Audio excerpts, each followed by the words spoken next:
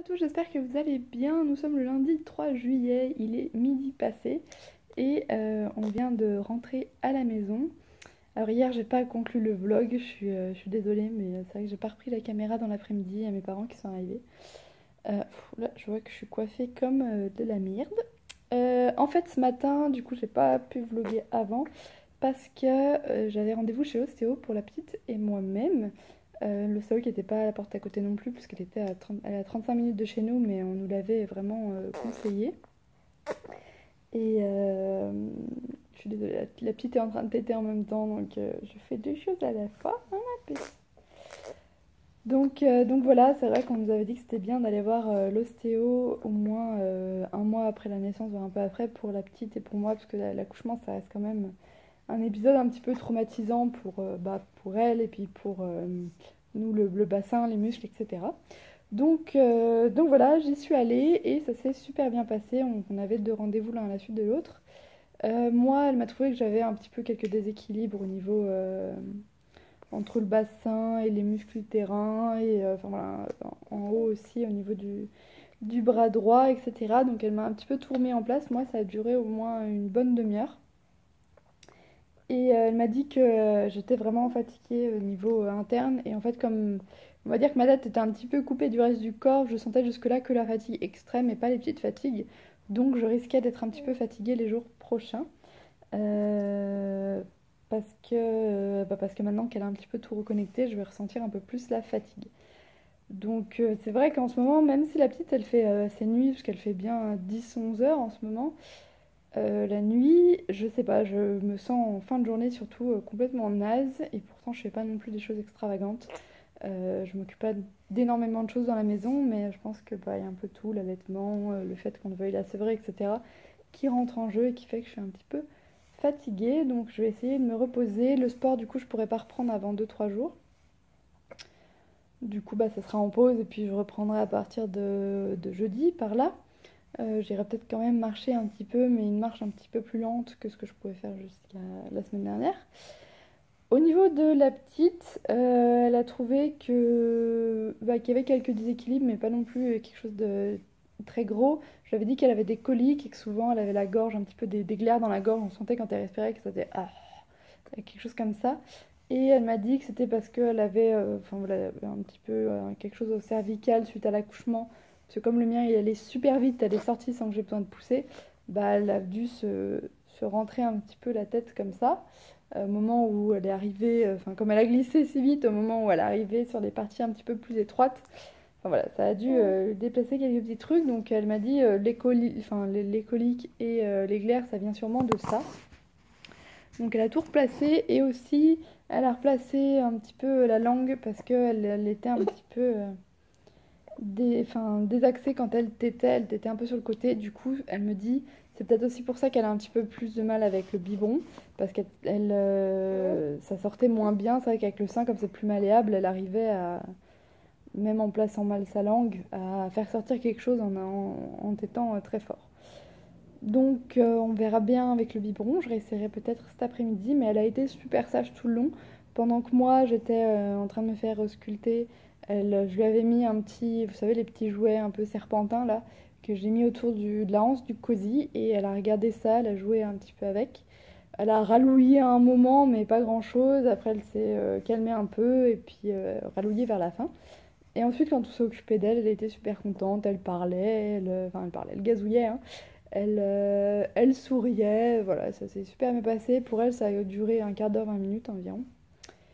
Et voilà, donc là on est rentré. Elle tête parce que bah, elle avait un petit peu faim. C'est vrai que je suis partie assez tôt. On est parti de la maison à 9h30. On avait rendez-vous à 10h15. Et là on est rentré, il était midi. Donc voilà, elle tétouille. Et puis c'est à peu près tout pour la matinée. Cet après-midi, bah, je pensais aller me promener, mais je vais peut-être rester tranquillement à la maison, je sais pas. En fait, c'est vrai que ce matin, quand je me suis réveillée, j'avais la tête qui tournait, ça me fait souvent ça. Même quand je change pas de position très rapidement, je fais des chutes de tension qui fait que je vois un petit peu les choses tourner, que j'ai un peu des hauts le cœur. Donc je voulais rester un peu plus calme et depuis que je me suis fait, depuis l'ostéo, ça va un peu mieux. Donc on verra si ça revient pas dans l'après-midi, mais je vais rester tranquille, je vais essayer de bouquiner un peu, d'avancer mon tricot au crochet et de voir si elle se repose un petit peu ou pas, si je fais une sieste. Voilà, voilà, et puis bah je verrai si je vous retrouverai plus tard.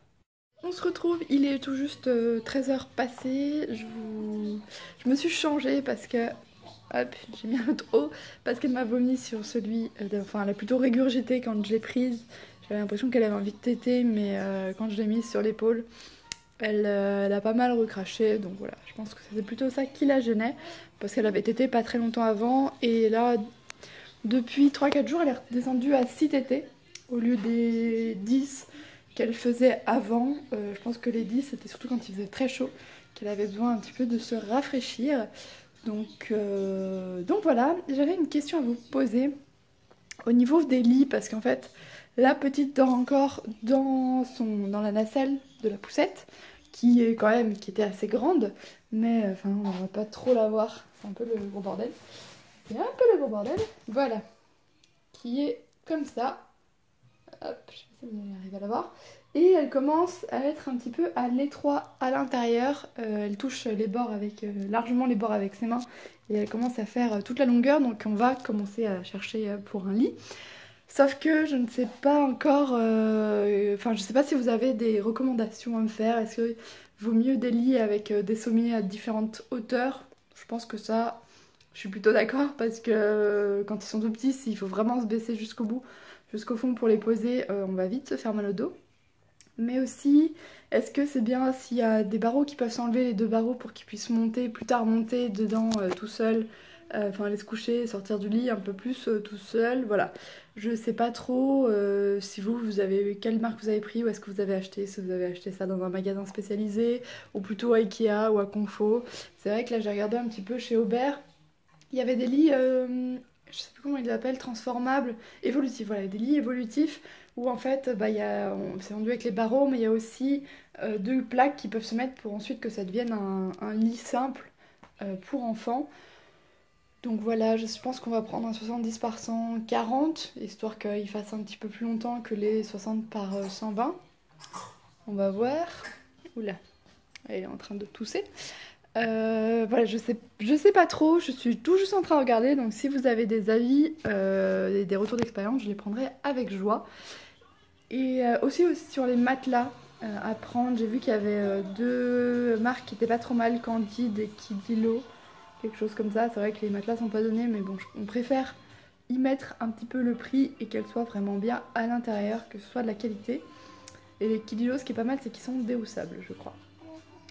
Donc voilà, si vous avez des recommandations, je serais ravie de les prendre parce qu'il va falloir qu'on s'y mette dans pas longtemps et du coup, comme la chambre n'est pas non plus si grande que ça, donc il faudra qu'on sorte de la chambre et on va venir se mettre ici dans le petit renfoncement. Donc on aura plus de lumière, hein, c'est sûr qu'il n'y aura pas de grasse mat. Je pense que ça va me faire bizarre de sortir de la chambre de ma fille parce que même si elle se réveillait pas la nuit, c'est vrai que dès que j'entendais un petit peu se claquer les mains, je savais que dans pas longtemps il allait falloir que lui donner à téter. Enfin voilà, ça nous évitait d'attendre qu'elle pleure, vraiment, qu'elle ait vraiment faim. Bon, il y aura quand même le babyphone. Le seul truc, c'est que, hop, on a les babyphones Baby Move, mais en fait, quand ils sont allumés, il y a une lumière verte qui reste. Et je trouve ça un peu con parce que du coup ça fait énormément de lumière dans la pièce quand il fait noir. Donc voilà, il y a deux petits pictogrammes. Je trouve ça un peu bête. Alors est-ce que si je le branche, le symbole batterie ne s'affiche plus? Je suis pas sûre, mais voilà, on est obligé du coup de le tourner dans l'autre sens pour contre quelque chose pour que ça évite non plus d'allumer toute la chambre. Donc voilà, on sortira sa chambre et je pense qu'il faudra qu'on le fasse dans les semaines qui arrivent et ça serait bien qu'on ait le temps d'y aller tous les deux. Parce que j'ai pas trop envie d'emmener ma fille dans les gros magasins. À la limite, chez Aubert, ça va parce qu'il n'y a pas énormément de monde. C'est un magasin qui fait un peu cosy. Enfin voilà, c'est plutôt tranquille. Mais à Confo ou Ikea, avec la petite de 2 mois, non merci quoi. Avec une grosse poussette, enfin déjà on fait chez tout le monde. Et puis au milieu des gens, serré comme ça, non, je ne préfère pas emmener ma fille là-bas. C'est bien pour ça que je n'ai pas fait non plus les soldes avec elle.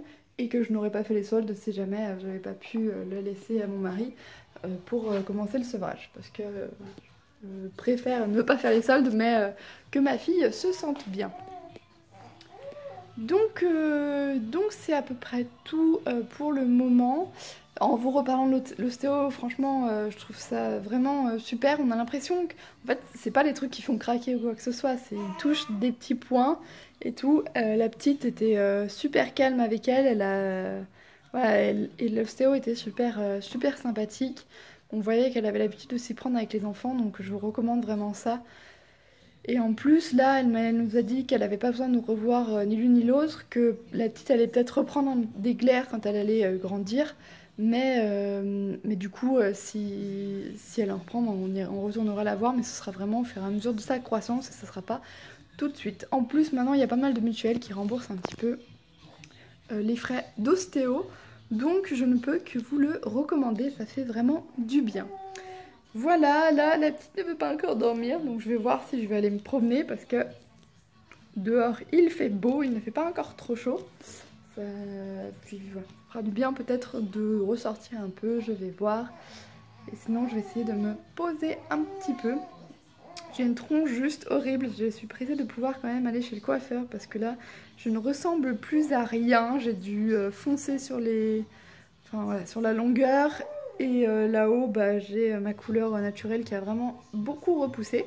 Après, ce que j'aime bien, c'est que du coup, j'ai les cheveux qui sont bien longs. Ça faisait 4-5 ans que je voulais qu'ils repoussent comme ça. Et à chaque fois, j'arrivais pas. Il fallait que je les recoupe. C'est vrai que la grossesse, ça a au moins cet avantage-là. Pour le moment, ils n'ont pas encore trop... Ils sont pas encore trop tombés. Peut-être après l'arrêt de l'allaitement, ils seront un petit peu moins bien. Mais j'essaierai de les couper peu parce que j'ai envie de garder la longueur, bien que ma fille maintenant les attrape. Et je pense que ce n'est pas fini, que de plus en plus elle va tirer dessus, mais c'est pas grave, je me les attacherai.